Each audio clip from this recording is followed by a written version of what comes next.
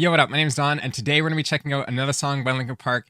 This is actually the original score of Heavy as the Crown, which is a song that we hear in episode 1 of season 2 of Arcane, when Caitlin is using the Kierman key to unlock and learn a bunch of secrets about the ventilation system and the Grey. And this is a song that I've heard before and reacted to before, but that was the album version of the song.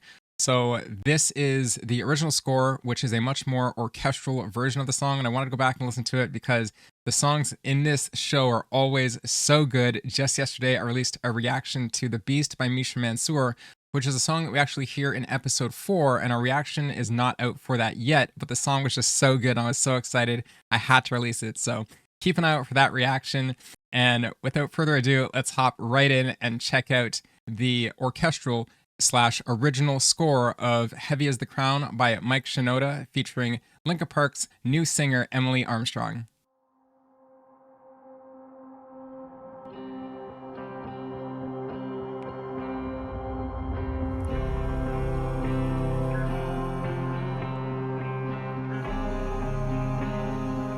Love the way it comes in. It feels so anthemic. Just so heavy. This is what you asked for, heavy as the crown. Fire in the sunrise, ashes raining down. Try to hold it in, but it keeps bleeding out. This is what you asked for, heavy as the Mad goosebumps. heavy as the crown.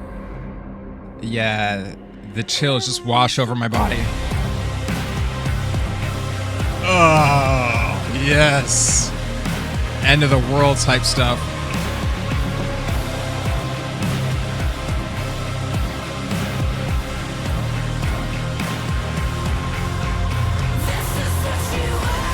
Oh, man. Oh, man, look at my arm. Look at my whole arm. Oh, man, that's not... if that's not...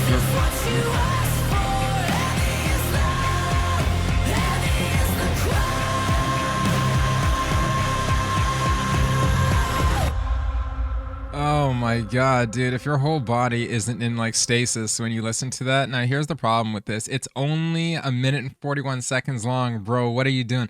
Oh man, that just You know, I like I've only listened to 2 songs off the new Linkin Park album, but I do like them.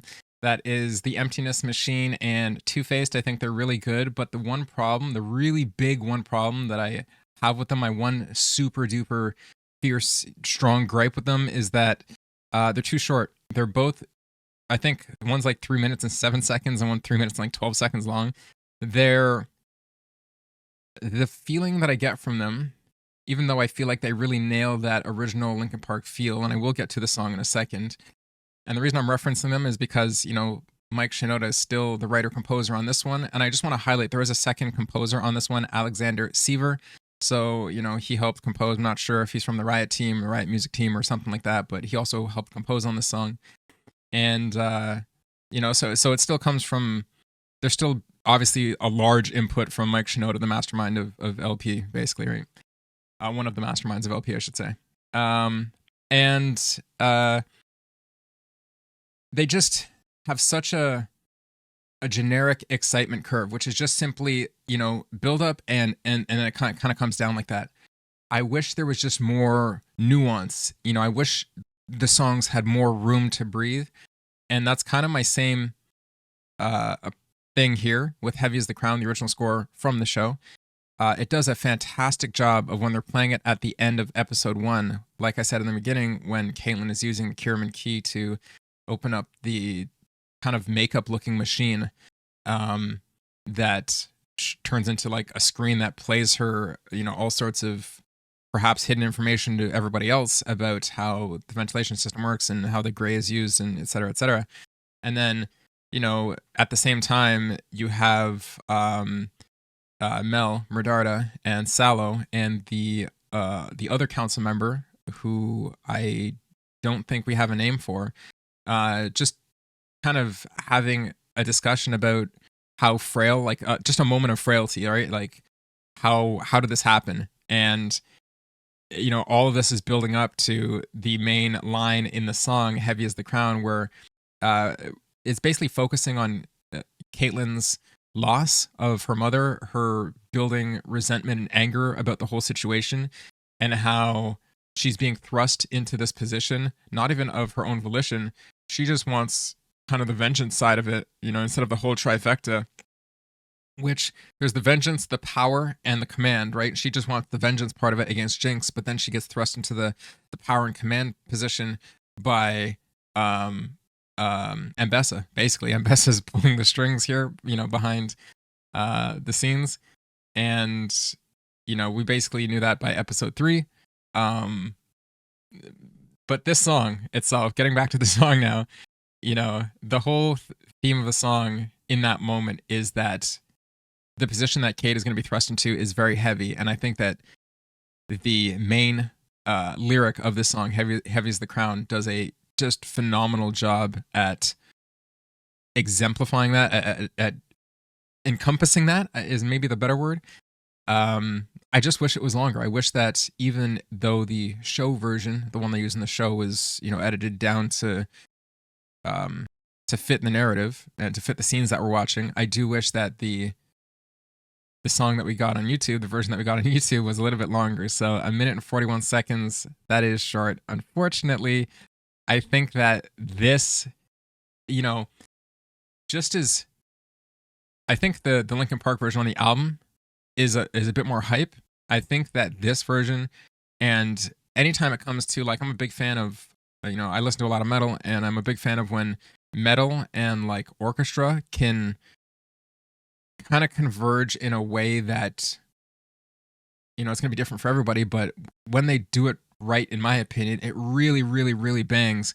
And not that this is like 100% metal or anything, but just I like the heavy, heavy, heavy drop, of the guitar that comes in, and or maybe it's synth, but it still sounds a little bit distorted. You still get that distorted sound that a guitar would make, or that synth can make, right? So I think that's really cool. Even though that the song's so short, I think that there's a lot to talk about because of just all of the feelings that it exudes in such a short time, which is like the same thing that the show does. It the episodes are 40 minutes long, but I feel like you can pick like 10 seconds here or 10 seconds there, and so much information is given to you to, make you feel so much in a short time that it's actually unreal. So I'm going to go back, put this on, and we'll talk about some of, just how quickly the buildup is and how quickly the fade out is. But when it really starts slamming, man, it gets good. So let's bring that back up here and check it out. So I like the ethereal intro.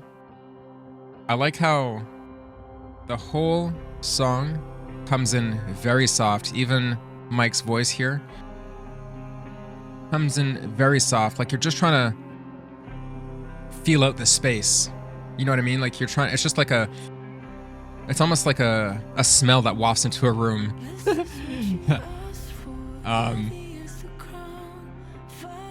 And then when Emily's voice comes in, I feel like it's almost a little bit cryptic, right? It's just a little bit foreboding. I think that's the right word. Something's coming, but you don't know what it is. It's almost like I can sense that it's something heavy. The drop is going to be heavy. I'm going to turn this up a bit. The drop is going to be heavy, but you never know it's going to be this heavy.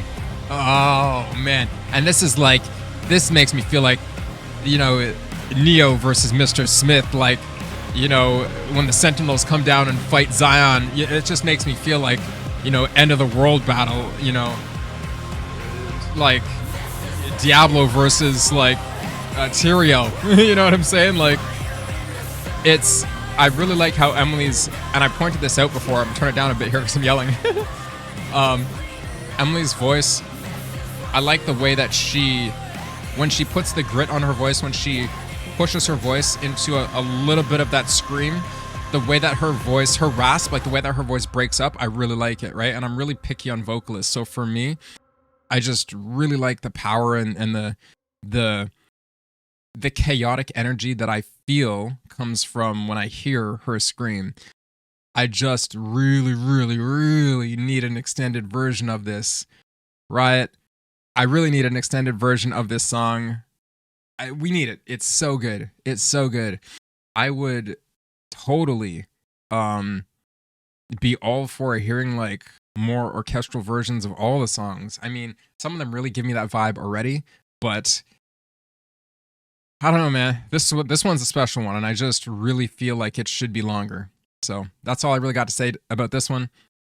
Let me know how this made you feel, how the song made you feel, especially when you heard it for the first time in episode 1 of season 2 of Arcane. There, you know, when Kate was getting all the information when she put the key in, and you're having the council kind of have their nerves rocked, and then you have finally to wrap up that moment, you have Caitlin come down, and when she comes down the elevator into the kind of underground meeting they're having, and she's in complete militant mode, she just went just badass mode, right? Like, she was full in it, and I think that's when the song wraps up.